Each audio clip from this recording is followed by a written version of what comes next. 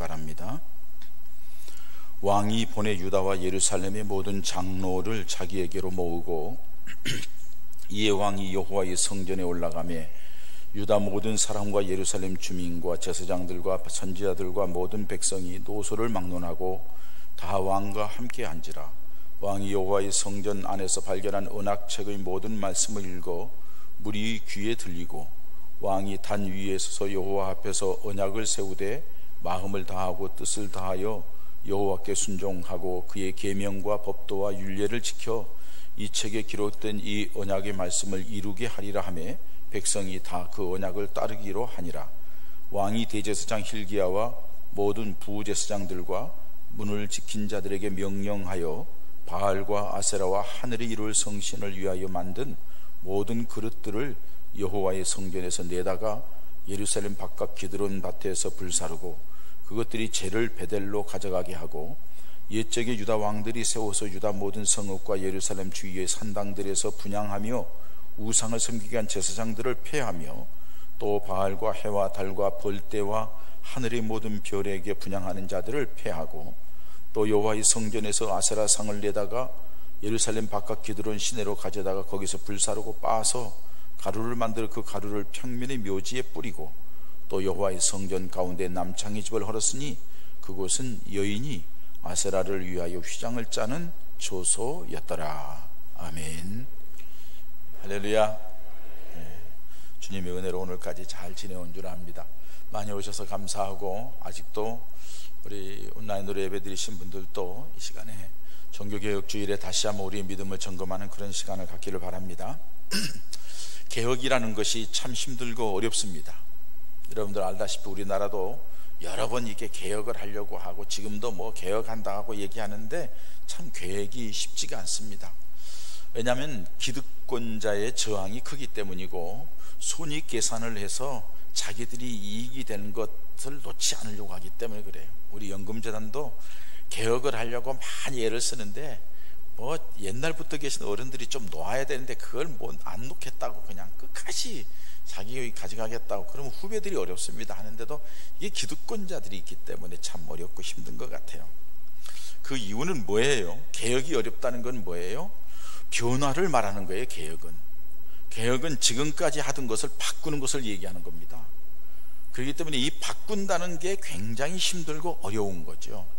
그동안에 가지고 있던 패턴, 습관, 편안함 이런 것들이 다시 또 도전받고 이렇게 되기 때문에 불편하니까 그냥 그렇게 가지 하고 생각하는 게 많은 사람들의 생각일 것입니다. 그러나 여러분, 종교개혁은 다릅니다. 종교개혁이란 지금까지 신앙생활을 바꾸는 거죠. 지금까지 신앙의 패턴에 변화를 가져오는 거죠. 이것도 결코 쉽지는 않아요. 오직 하면은 마틴 루터를 비롯한 종교개혁자들이 얼마나 수모를 당하고 심지어는 화형에 죽기도 하고 또 도망쳐 다니면서 아주 생명의 위기를 느꼈던 일들을 많이 보게 됩니다. 그럼에도 불구하고 개혁의 깃발을 들었던 거예요. 왜? 기존에 살아오던 것들이 우리 몸에 익숙하고 편리해서 변화가 싫어한다 하면은 결국에는 그거는 마지막에 하나님 앞에 섰을 때에 하나님 앞에 엄중한 심판이 있을 것이기 때문입니다. 살아가는 동안에도 하나님의 은혜와 축복이 임하지 않을 뿐만 아니라 마지막 하나님 앞에 섰을 때에는 이거는 감당할 수가 없어요. 천국과 지옥으로 갈라지는 길에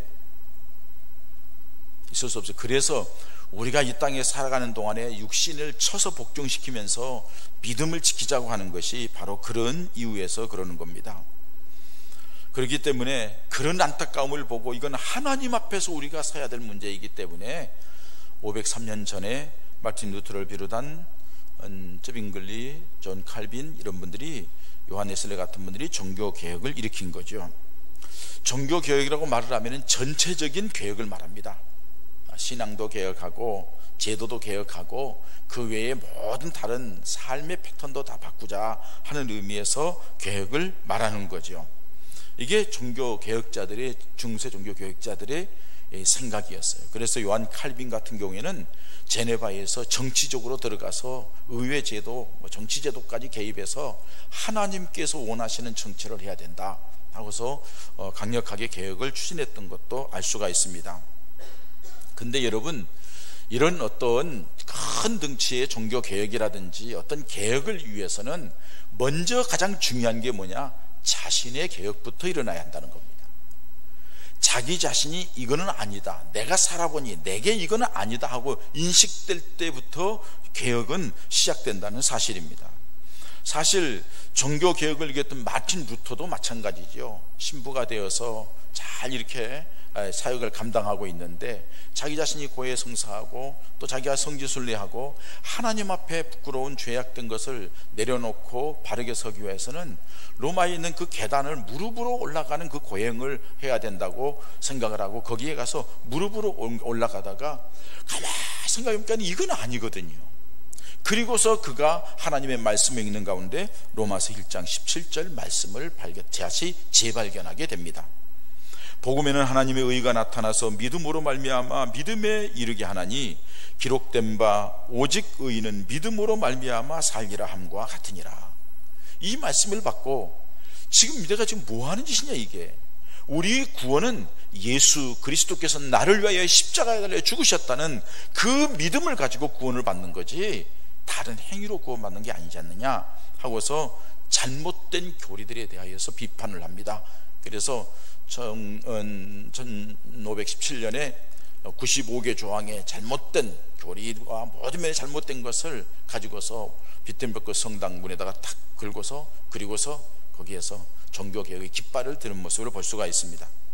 당시 루터가 종교개혁을 할 수밖에 없는 요인들 몇 가지를 살펴보면 이런 것들이 있었습니다. 먼저는 마리아 숭배입니다. 마리아는 죄 없는 몸으로 잉태했고 그렇기 때문에 기도의 중보자가 되고 그래서 천주교는 마리아의 이름으로 기도를 하는 거예요. 사망 후에 무덤 가운데서 부활했다고 주장합니다. 죄가 없다고 하는데 이거는 여러분 성경과 다릅니다.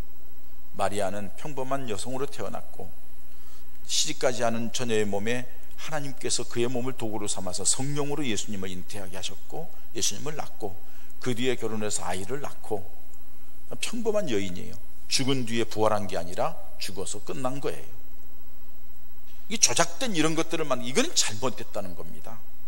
또 한 가지는 천주교의 성경관입니다. 성경은 성령으로 감동으로 기록된 하나님의 말씀입니다. 여기에 성경의 권위가 있습니다. 그런데 천주교회는 교회가 성경 위에 있는 거예요. 교회가 성경을 결정하고 그래서 위경이든지 외경이든지 가경이든지 이런 것들을 더 첨가해 가지고 교회가 전통에 따라서 그것을 입맛에 맞추어서 이루어가는 거죠. 교황의 칙령이나 외경이나 전통 위에 그걸 중요시 여기는 것, 그건 아니다, 이건 하나님의 말씀과 잘못된 것이다 하고서 깃발을 높이 든 거죠. 더 중요한 것은 교황 무호설입니다. 교황은 그리스도의 대리자라는 겁니다. 그리고 그 한마디 한마디 입에서 나오는 말이 오류가 없다고 얘기를 하는 겁니다. 그리고 그 교황의 원조는 베드로다. 예수님께서 베드로를 임명해서 초대 교황이다. 베드로 오염되지 않고 죄가 없다고 얘기하는 거죠. 완전하다고 얘기하는 거죠. 그런데 여러분, 마태복음 16장에 베드로가 예수님에 대한 신앙 고백을 합니다. 주는 그리스도시요 살아계신 하나님의 아들이십니다. 그랬을 때 예수님께서 베드로에게 바요나 시몬아 내가 복이 있도다 칭찬을 하시고 내가 내 위에 교회를 세우겠다고 얘기합니다. 주님의 교회를 세우겠다고 얘기합니다. 그 내 위에라는 것은 베드로의 신앙 고백 위에인데 천주교회는 베드로 위에다가 세운다겠다고 베드로가 첫 번째 교황이라고 말합니다. 근데 여러분, 그 일이 있은 뒤에 바로 뒤에 말씀해 보면은 예수님께서 내가 이제 얼마 안 되어 고난을 받고 죽게 되리라고 말씀을 할 때 베드로가 뭐라고 얘기합니까? 주여 그리마옵소서 그 일이 이루어지지 않기로나나이다 하고 얘기할 때 예수님께서 베드로에게 마태복음 16장 23절에 뭐라고 말하냐? 사단아 물러가라. 너는 나를 넘어지게 하는 자로다. 내가 하나님의 일을 생각하지 아니하고 사람의 일을 생각하는도다 하고 책망을 해요. 교황이 무고하다 가면은, 베드로가 완전하다 가면은 사단아 물러가라 이렇게 얘기할 수 있느냐는 거죠. 베드로도 사람일 뿐이에요. 교황도 사람일 뿐이에요. 근데 여러분, 교황은 오류가 없다고. 교황의 말이 법이에요.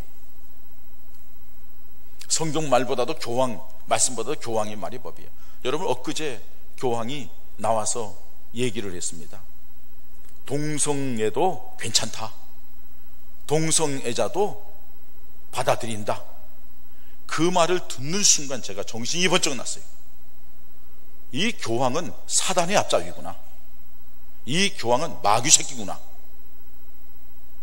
여러분, 우리 모두가 다 죄인이지만은, 그래서 죄 가운데 살아가고 연약함이 있지만은 동성애도 죄 중에 하나입니다. 하나님께서 만들어준 법칙이 아닌 다른 방법으로 쓰는 건 성경에서 구구절절히 그건 잘못된 거라고 얘기합니다. 그래서 동성애자들을 죄인이기 때문에 그 사람들 그 죄로부터 건져내는 게 우리의 사명입니다. 그래서 정상적인 생활을 하게 해야 돼요. 유전적인 요인이 있다고요? 천만의 말씀이에요. 유전자 검사 다 했는데 그런 요인은 없어요. 성장하는 과정 속에 어렸을 때의 부모와의 관계, 어머니와의 관계 속에서 어떤 성적인 정체성이 잘못돼서 그런 거지, 그러면 잘못된 거는 잘못된 거예요. 하나님의 말씀에 잘못된 건 잘못된 거예요. 근데 교황이라고 천주교 수장이라는 사람이 나와가지고서 동성애도 인정한다, 괜찮다, 이거는 사탄의 앞잡이입니다. 이거는 마귀의 앞잡이입니다. 정말로 잘못됐어요. 전에도 로만 캐톨릭의 잘못된 것에 대하여서 그렇게 알고 있었지만은 이번에 그 사건을 통해 저는 이거는 정말로 구원이 없는 집단이구나 하는 것을 알게 되었습니다. 여러분, 교황도 한 사람일 뿐입니다. 죄인일 뿐입니다. 잘못됐다는 거죠. 또 한 가지는 고해성사입니다. 고해성사, 천주교에서는 영세받은 뒤에, 세례받은 뒤에 모든 죄를 신부에게 고합니다. 그 신부에게 내가 이런 죄를 지었습니다, 그러면 이렇게 하라, 주기도문 몇 번 해라, 뭐 어디 가서 뭘 해라, 선한 사업해라, 이렇게 해서 행동으로 뭘 하게끔 얘기를 합니다. 그리고서는 죄를 용서받았다고 합니다. 그런 과정 속에 나타난 것이 면죄부입니다. 돈을 많이 내면은, 교회 건축할 때 돈을 많이 내면은 네 죄가 용서되고 네 죽은 조상들도 죄가 용서되어서 연옥에서 천국으로 올라가겠다 하면서 이런 사기적인 행각을 했던 것입니다. 고해 성사는 여러분, 신부가 용서한다고 해서 되는 게 아닙니다. 주님 앞에 고백했을 때에 주님께서 용서해 주시는 겁니다. 이게 성경입니다. 잘못되었다는 거죠. 인간의 죄를 씻는 길은 오직 한 길밖에 없습니다. 예수 그리스도의 십자가의 보혈입니다. 그걸 믿기 때문에 우리는 이 자리에 있는 줄 믿습니다. 거기다 또 한 가지는 우상 숭배가 너절하게 있습니다. 그들은 마리아 숭배부터 시작하여서 성인들을 숭배합니다. 그래서 11월 달에 어떤 성자가 있으면 그 성자의 이름으로, 성인의 이름으로 기도합니다. 그렇게 기도하면서 용서를 구하고, 그렇게 기도하면서 도움을 받기를 원합니다. 그러니까 뭐 세워진 모든 것들, 조각상들이 다 우상단지라고 얘기할 수가 있어요. 많은 유물을 미신적으로 강요하고 있는 것을 봅니다. 마틴 루터는 이 종교개혁자들이 이렇게 볼 때 이거는 아니라는 거죠. 하나님 앞에 이거는 아니라는 거죠. 그래서 그들이 내건 깃발이 오직 믿음으로, 오직 믿음으로다, 오직 성경으로, 오직 하나님의 말씀으로, 오직 은혜로, 그리고 또 한 가지 얘기하는 게 있어요. 오직 믿음, 오직 은혜, 오직 성경, 그리고 또 한 가지가 만인제사장설이에요. 만인제사장설이라는 것은 무슨 말이냐면 모든 사람들이 다 하나님 앞에 나와서 예배할 수 있고 자기가 예배의 주관자가 될 수 있다. 여러분, 이 시간 제가 여러분들 예배를 인도하고 있습니다. 여러분들이 이 시간 말씀을 전하고 있습니다. 저도 이 시간 하나님 앞에 예배자입니다. 제가 처음에 단에 올라와서 기도할 때, 하나님, 내가 이 시간 주께 예배드리러 왔습니다. 비록 2부 예배지만은 두 번째로 예배드립니다. 이 시간도 영과 진리로 하나님 앞에 예배하기를 원합니다. 내가 산 제물로 하나님 앞에 드려지기를 원합니다. 나를 통하여 하나님 영광 받으시고 내게도 은혜를 베풀어 주시옵소서. 그리고 여기는 기도하는 사람, 찬양하는 분, 헌금위원, 안내위원, 참여한 모든 교우들이 하나님 앞에 그렇게 영과 진리로 예배하기를 원합니다. 이거는 여러분들 개인이 하나님 앞에 영과 진리로 예배하는 거예요. 그리고 이 시간에 말씀을 전할 때에 제 말이 아니라 하나님의 말씀을 전하게 해달라고, 성령께서 나를 도구로 삼아달라고 기도를 하며 이 자리에 올라온 거예요. 여러분들이 하나님 앞에 예배를 드리는 자로, 예배자로 서 있고, 저는 이 시간 여러분들이 하나님의 말씀을 선포하면서 예배자가 하나님 앞에 어떻게 살아야 될 것인가, 하나님의 말씀에 귀를 기울이는 이 시간이 되는 것이죠. 여러분들이 개인적으로 하나님 앞에 예배하고, 하나님 앞에 와서 기도하고, 하나님 앞에 용서를 구하고, 이게 바로 만인 제사장설이라는 거예요. 이게 종교개혁자들은 이런 것들이 자기들이 신앙 고백이 되어서 바른 믿음, 이건 아니다 하고 자기 자신부터 시작해서부터 개혁이 일어나고 전체의 개혁에 깃발을 들었다는 것입니다. 오늘 우리에게도 일어나야 될 신앙개혁은 작게는 우리 교회에서부터 시작돼야 돼요. 우리 교회가 하나님의 말씀에, 하나님의 은혜에, 하나님을 향한 믿음이 어떤가를 바르게 정리를 해야 되고, 그러기 위해서는 더 작게는 우리 개인이 문제예요. 목사인 제가 하나님 앞에 내가 어떤 모습으로 바르게 서야 될 것인지, 내 자신이 바르게 서야 되고, 나와 함께 양육을 받는 성도 여러분들이 하나님 앞에 바른 모습으로 서야만이 하나님의 개혁, 하나님의 영광을 위한 모습으로 나아갈 수가 있다는 사실입니다. 참으로 안타까운 것은 오늘날 현실에 교회의 주님의 모습이 사라지고 있다는 겁니다. 교회의 주님의 모습이 흐려지고 있다는 겁니다. 제도적으로나 재정적으로나 풍성해지고 사람들은 많아졌을지 모르지만은 주님은 온데간데 없고 사람들의 말만 많아지고 있다는 것이 우리를 슬프게 합니다. 교회의 본질은 주님이 보이지 않고, 목회자들이 가슴속에 주님을 증거하고 주님을 말해야 되는데 점점 주님의 소리가 없어지고 가슴속에 주님이 없는 목회자들이 많아진다는 겁니다. 성도들이 마음속에는 말할 것도 없습니다. 그런 목회자들에게 양육을 받는 성도들이 어찌 그 가슴속에 예수 그리스도가 있겠어요? 그저 교회 한 시간 와서 예배드리고 그냥 지나가면 그것이 다인 것처럼, 너무나도 안타까운 상황인데, 거기에다가 엎친 데 덮친 격으로 코로나라는 복병으로 인하여서 우리들의 믿음은 더욱더 위축되어서 예수님은 보이지 않고, 하나님의 능력은 생각지 않고, 하나님의 사랑은 점점 사랑이 희미해지고, 코로나가 크게 보이고, 코로나 질병이 우리를 엄습하고, 그러다 보니까 우리의 믿음은 한없이 위축되어 있는 모습을 봅니다. 이런 시기에 종교개혁주의를 지킨다는 것은 우리에게 굉장히 의미가 있다고 봐요. 우리의 믿음이 현주소가 어디냐는 거예요. 우리의 믿음은 정말로 어떤 믿음을 가지고 있느냐는 거예요. 주님 앞에 섰을 때 주님이 우리를 볼 때 뭐라고 하겠느냐는 거예요. 우리의 신앙 계획을 어떻게 해야 될지, 무엇을 계획해야 될지 한 번쯤 돌아보는 시간이 오늘 이 시간 되기를 주님의 이름으로 소망합니다. 여러분, 우리의 신앙 계획은 어떻게 해야 합니까? 종교개혁주의를 지키는 것은 단지 과거에 일어난 사건, 16세기 1517년 10월 31일 빗댄버크 성당에 95개 논장을 걸어놓고 개혁의 깃발을 높이 들었던, 그런 일이 있었대, 그때 그런 일이 있어서 우리 기독교 개신교가 탄생하게 되었대, 역사적인 그 사건으로 끝나기 위해서 이 종교개혁주의를 지키는 것은 아닙니다. 오늘 우리 교회가 바른 믿음을 가지고 있는지, 바른 교회의 모습을 가지고 있는지, 내 신앙이 주님의 보시기에 정말로 바른 신앙인지, 나의 신앙 개혁으로부터 시작되어야만이 우리 교회가, 한국 교회가 하나님의 영광을 위하여 바르게 서게 될 줄 믿습니다. 오늘 그에 대한 답을 주는 것이 오늘 본문에 있는 말씀입니다. 여러분, 오늘 본문 말씀 보면 요시야의 종교개혁이 나옵니다. 8살 때의 왕이 되어서 18년이 지난 뒤에 이제 다시 그가 성전을 새롭게 하고 하나님 앞에 새롭게 가기 위하여서 개혁하는 모습이 나오는데, 이 모습은 16세기의 종교개혁자들의 모습과 같습니다. 내용과 같습니다. 오늘 우리들에게도 똑같은 모습의 개혁이 일어나야 될 줄 믿습니다. 먼저는 뭡니까? 하나님 중심으로 돌아가자는 겁니다. 앞에 22장의 말씀 보면 요시아가 왕이 된 후에 이스라엘을 돌아보니 모든 백성들이 하나님을 떠났고 우상을 섬기고 하나님을 향한 제사가 없어졌고 성전은 무시당했습니다. 그 모습을 보고 요시아는 즉위하자 성전을, 시간이 지난 뒤에 모든 것을 파악하고 나서 성전을 수리하게 했습니다. 성전을 수리하는 과정 속에 율법책을 발견합니다. 율법책을 발견하고 율법책을 가져와라 해서 읽어보는 순간에 그의 가슴이 메어집니다. 하나님 앞에 엉엉 웁니다. 이게 우리가 이런 고난을 당하는 게 이게 잘못됐구나, 이건 하나님 앞에 엄청나게 죄를 지었구나.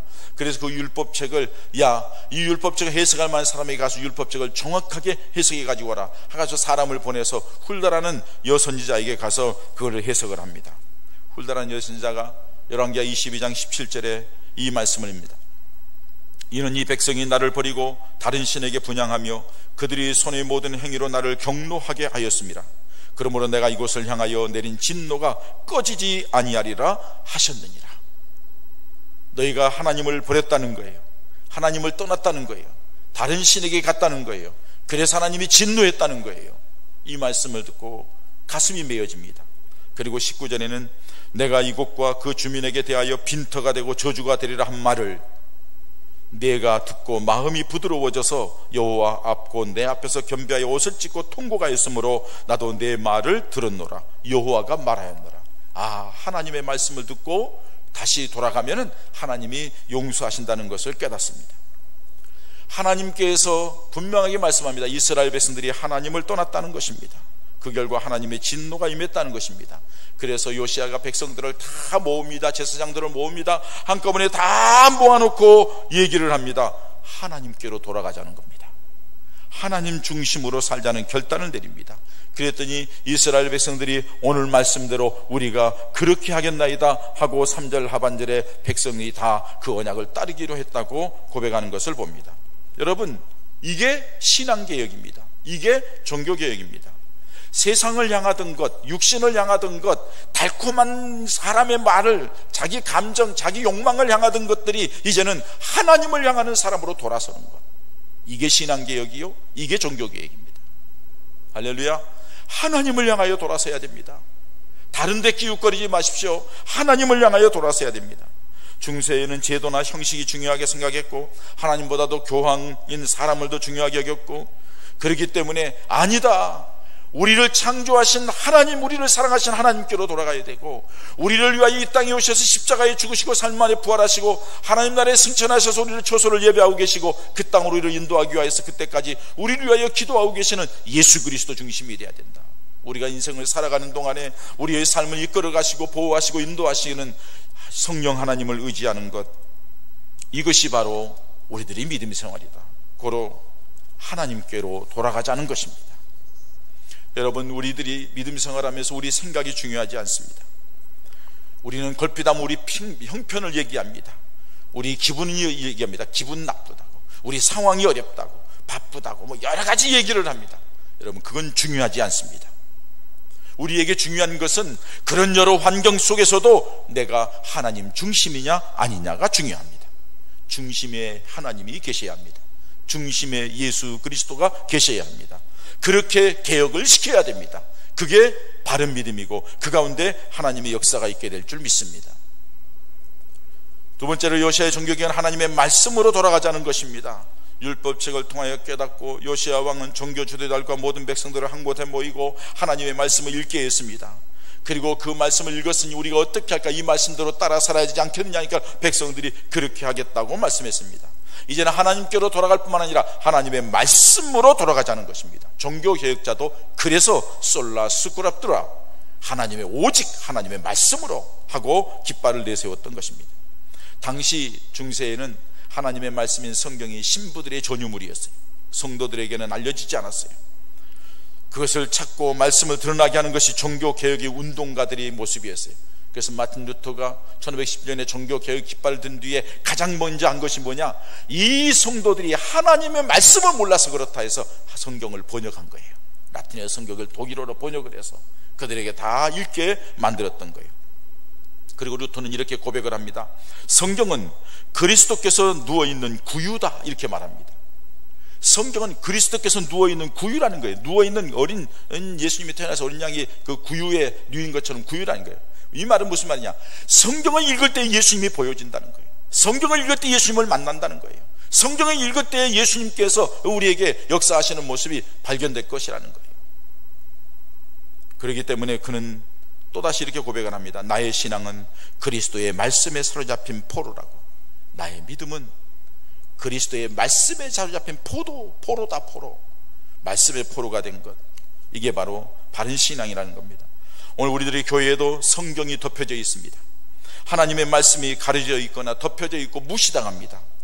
하나님의 말씀보다도 정치적인 논리나 세상적인 가치관이나 교회에 부흥만 시키면 된다고 하면서 그냥 그렇게 인간적인 노력과 열정으로 나아가는 안타까운 모습을 봅니다.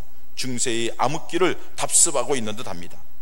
사랑하는 성도 여러분, 이제 우리 내 자신뿐만 아니라 사랑하는 여러분들도 하나님 앞에서 어떻게 할 것인가를 묻고 말씀을 따라가는 우리가 되어야 될 줄 믿습니다.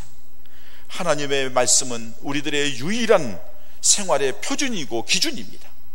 구원 얻는 유일한 길이 하나님의 말씀 속에 있습니다. 성도들이 어떻게 살아야 될 것인가를 가르쳐주는 것이 하나님의 말씀 속에 있습니다. 하나님의 말씀을 팽개치고 우리가 믿음 생활한다 하면 그거는 잘못된 신앙입니다. 전부 다 자기 감정, 자기 생각, 사람의 말을 듣고 따르는 겁니다. 이거는 엄청난 비극입니다. 하나님의 말씀이 있는 건데 곳에 말씀하신 하나님의 역사가 일어날 줄 믿습니다. 우리의 심령 속에, 우리 교회 안에 하나님의 말씀으로 돌아가는 은혜가 있어야 될 줄 믿습니다. 뿐만 아니라 요시야 종교개혁은 우상을 철저하게 타파했어요. 4절부터 7절까지 말씀을 보십시오. 왕이 대제사장 hil기야와 모든 복음 제사장들과 부제사장들과 문을 지킨 자들에게 명하여 바알과 아세라와 하늘의 이룰 성신을 위하여 만든 모든 그릇들을 여호와의 전에서 내다가 예루살렘 바깥 기드론 밭에서 불사르고 그것들이 죄를 베델로 가져가게 했다고 말합니다. 여러분, 이 요시야의 종교개혁의 출발점은 어디냐면 성전입니다.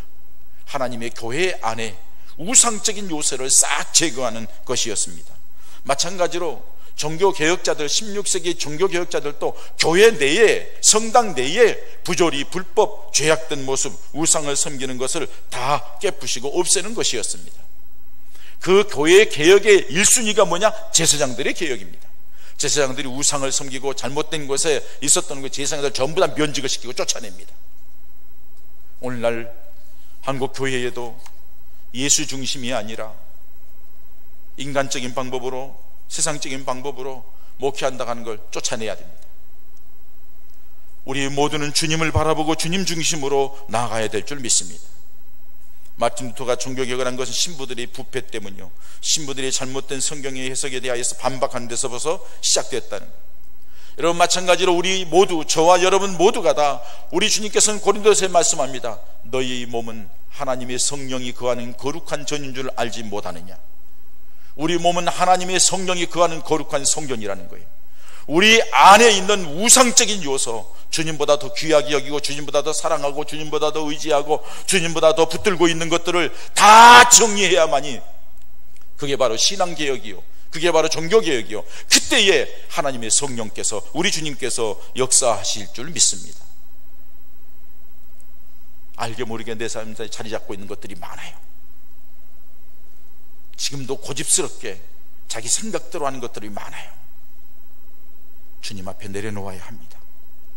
저는 이 말씀을 전하면서 목이 메입니다. 제 자신의 부끄러움과 우리 교회의 부끄러움과 우리 성도들의 안타까운 모습 때문에 그렇습니다. 주님이 우리를 보시면 뭐라고 하실까? 어떻게 코로나 그 바이러스가 예수님보다 더 무섭습니까?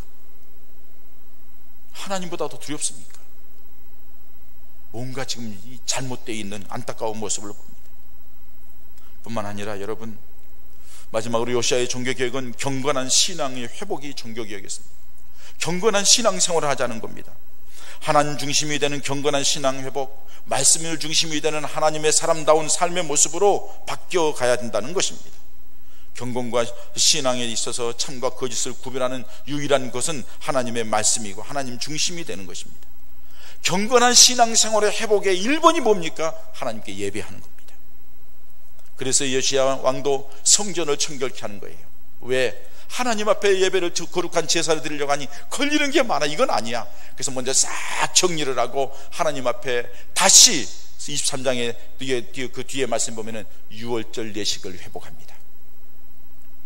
하나님께서 우리 백성을 애굽 땅 종되었던 그 신음한 곳에서 10가지의 재앙 중에 마지막에 어린 양을 잡아서 피를 문설주와 문 인방에 바르고 거기 있는 집을 하나님이 구원해내고 그리고 모세를 통하여 끌어내셨던 그 놀라운 유월절을 다시 회복하면서 하나님께서 우리를 살리셨습니다, 예수님이 우리를 살리셨습니다 하고서 종교개혁자들은 그것을 인하여서 자기 자신의 신앙을 새롭게 했던 것을 알 수가 있습니다. 오늘날 우리도 마찬가지입니다. 예수 그리스도의 십자가의 구속의 은혜, 그 사랑에 감사해서 오늘 여러분 이 자리에 모인 줄 믿습니다. 우리가 이 예배는 하나님 앞에 매일매일 드려야 하는 예배예요. 구약 성경에 보면은 아침 저녁으로 드렸어요. 그리고 안식일에 드렸어요. 절기마다 드렸어요. 그리고 월마다 매 첫날은 월삭으로 드렸어요. 그렇게 하나님 앞에 예배하는 삶, 여러분 예배가 회복되기를 바랍니다. 그 예배가 예수님께 영광 돌리고 하나님이 받으실 만한 예배로 나아가시기를 축원합니다. 그래서 그 예배 가운데 주님이 임하시고 예배 속에서 하나님이 역사하시는 놀라운 역사가 우리 삶 가운데, 우리 예배 시간에 우리 가운데 있어지기를 축원합니다. 그 예배에 성공한 사람들은 하나님의 뜻이 무엇인 줄 압니다. 하나님이 기뻐하는 것이 무엇인 줄 압니다. 그렇기 때문에 세상에 나아가 세상에 물들지 아니하고 거룩한 모습으로 살아가려고 애쓰고 몸부림치는 것을 봅니다. 도덕적으로 타락하고 세상 사람과 가까이 가는 것, 하나님과 멀어지면 그렇게 될 수밖에 없어요. 여러분, 하나님과 멀어지면 세상 사람과 다를 바가 없어요. 그걸 가르쳐서 예수님께서는 그렇게 말씀하셔요. 만약 소금이 맛을 잃으면 무엇으로 짜게 하겠느냐? 다만 밖에 버려져 사람에게 밟힐 뿐이라고 말씀하셔요. 하나님과 멀어지면 밟힘을 당하는 거예요. 무시당하는 거예요. 멸시당하는 거예요. 비참하게 되는 거예요. 그렇기 때문에 하나님의 자녀답게 살아야 되는데, 하나님께 자녀답게 살려고 하면 은혜를 받아야 돼요. 그 은혜의 통로가 예배예요. 말씀이에요. 기도예요. 그래서 베드로는 그리스도인들을 향하여서 베드로전서 1장 15절에 오직 너희를 부르신 거룩한 자처럼 너희도 모든 행실에 거룩한 자가 되라. 말하기를 하나님께서 말씀하시기를 내가 거룩하니 너희도 거룩하라고 말씀합니다.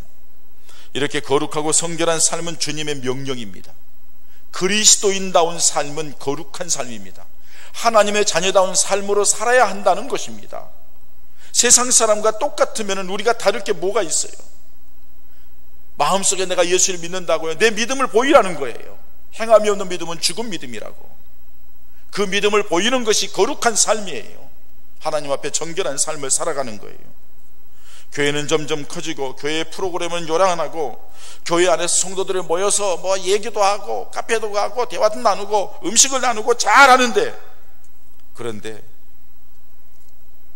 그 안에 예수님은 계시지 않고 하나님을 두려워하는 마음이 없고 하나님의 백성답게 경건함과 거룩성을 찾아보기 어렵다 하면은 그거는 성도가 아닙니다. 그 모습은 교회의 모습이 아닙니다. 사랑하는 성도 여러분, 말씀을 마칩니다. 이제 우리 하나님 중심으로 나아가십시다. 예수님 중심으로 나아가십시다. 매일 성령을 의지하며 나아가십시다. 이게 우리의 믿음 생활이요, 우리가 다시 재정립해야 될 개혁의 모습입니다.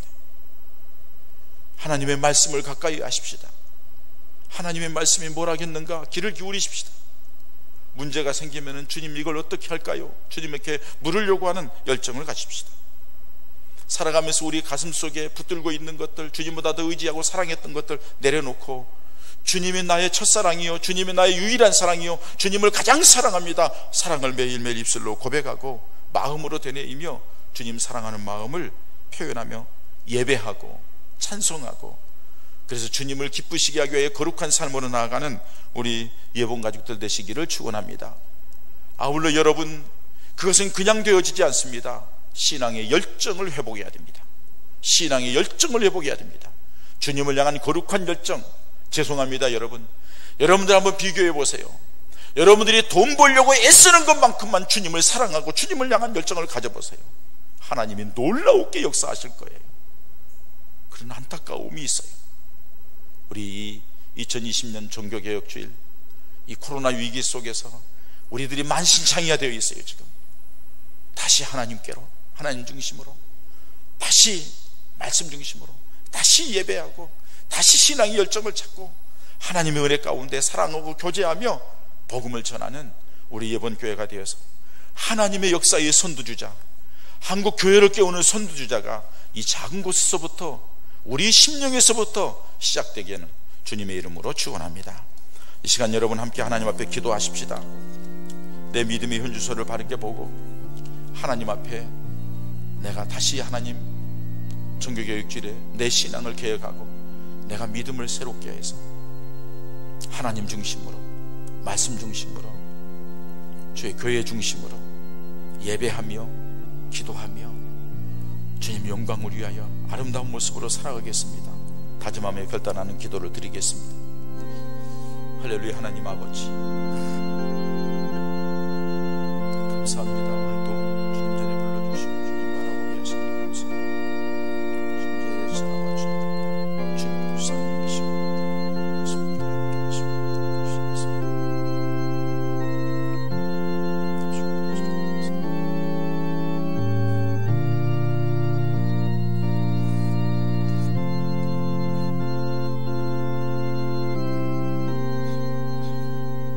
아버지 하나님 감사합니다.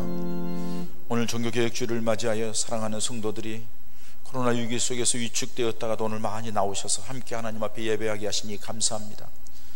이제 만시창에 된 우리들, 위축되었던 우리들, 주님보다도 다른 것 보면서 끼웃거리고, 코로나 때문에 끼웃거리고, 내 육신의 건강 때문에 끼웃거리고, 이것저것 끼웃거렸던 것, 그리고 주님의 말씀은 사라지고 내 생각과 여러 가지 들리는 소리에 의해서 흔들렸던 것, 그리고 우리 하나님을 향한 거룩한 열정보다도 다른 어떤 것에 매여서 살아왔던 안타까운 모습들을 주님 앞에 다 내려놓고, 이제 예배에 대한 열정, 기도에 대한 열정, 우리 하나님 중심으로 주님을 말씀을 따라서 믿음으로 살겠다고 다짐하는 우리의 기도를 들으시고, 하나님 우리에게 은혜를 더하시고 성령으로 역사해 주시어서 삶 속에서 그렇게 살아가려고 하는 사람에게 함께 하시는, 하나님이 함께 하시는 놀라운 증거가 많아져서 간증거리가 많아지고, 그래서 우리 교회가 개혁되고 이 지역에 우리 한국 교회를 깨우는 우리 예본 가족들, 이 교회가 이종이 되게 하여 주시옵소서. 예수님의 이름으로 기도하옵나이다. 아멘.